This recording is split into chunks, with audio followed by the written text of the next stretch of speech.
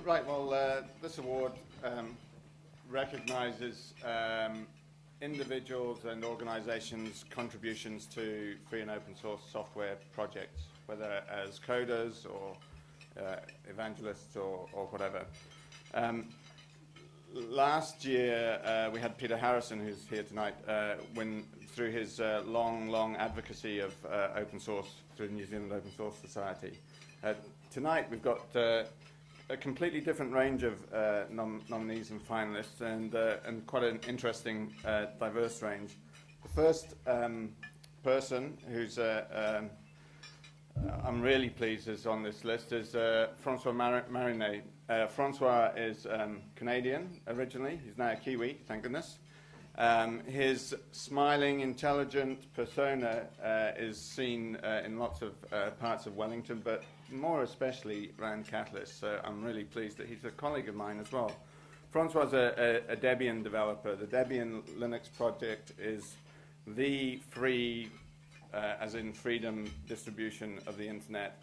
Debian developers is an elite group of technicians. I think worldwide there's probably only about 500 people that make the grade to be Debian developer, and Francois, I'm pleased to say, is one of them. What Francois does, apart from managing his own project, is look after packages and look after, help people with their other projects put together their software in such a way that will run properly and nicely in the Debian Linux distribution.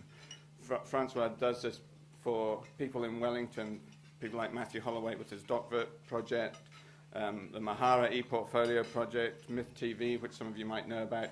He's been instrumental in getting these projects into an acceptable state to become official Debian packages. So, Francois, you're a great addition to the community here in Wellington, and I'd like us all to give Francois a round of applause and a cheer.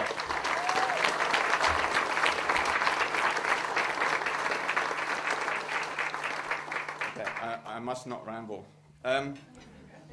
The next person we're acknowledging is another first-generation Kiwi, Glyn Foster.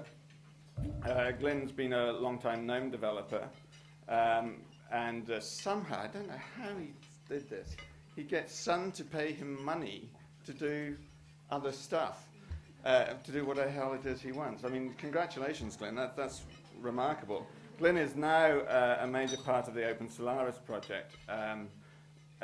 Again, you know, this was yet another of Sun's contributions to the open source community, is that they've released their crown jewel, if you like, their operating system that has been, you know, is the telco grade operating system used by telecommunications companies around the world under an open source license. And Glyn's role is as the person that is building a community of developers around that whole project. So again, a great person to have here in Wellington.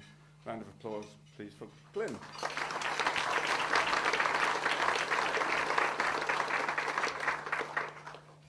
Okay, now, my next challenge is Grant McLean. Grant has been organising Wellington Pearlmongers ever since I was knee-high to a grasshopper.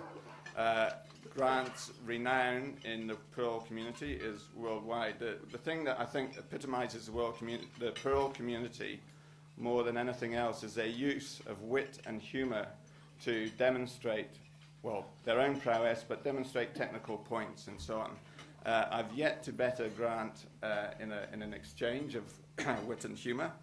But again, you know, Grant's influence on developers in Wellington, on people in New Zealand, and also, you know, when he goes and speaks overseas at conferences like OSConf and so on, is profound in a very understated way. So again, I'm really pleased that we're acknowledging Grant today, and a round of applause for Grant,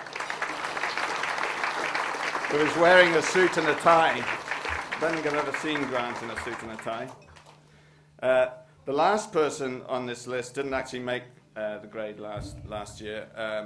Robert Callahan didn't get a nomination. I think it's because at that time there were still a couple of printer bugs in Firefox that everyone wanted to see fixed. Now, for those of you that don't know, Rob O'Callaghan is employed by the Mozilla Foundation. He is the developer behind pretty much everything you see when you fire up your Firefox browser and it starts displaying stuff in that browser. Rob came back to New Zealand. I first met him at a food camp 2 years ago now, when he just returned to New Zealand. And since then, he's managed to persuade the Mozilla Foundation to fund a group of developers out of Auckland to work on the Firefox project. And, you know, talk about bringing the knowledge and technology back to New Zealand. That's just fabulous. And the profound impact Firefox has had on the internet, again, in making sure no one company, whether it is Microsoft or Google, dominates the internet and in some ways controls our freedom of access to the internet. And I think Rob has achieved a lot of those sort of goals through his work on Firefox. So please, a big round of applause for Rob O'Callaghan.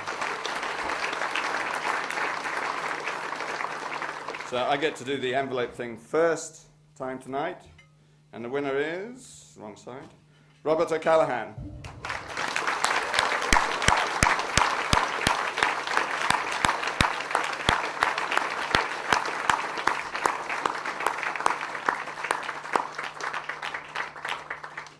Did you fix those printer things?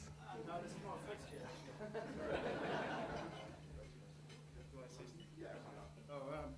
Yeah, I'd just like to thank, well, I'd like to say, I get a lot of rewards for my work. I'm paid work on open source software, which is great.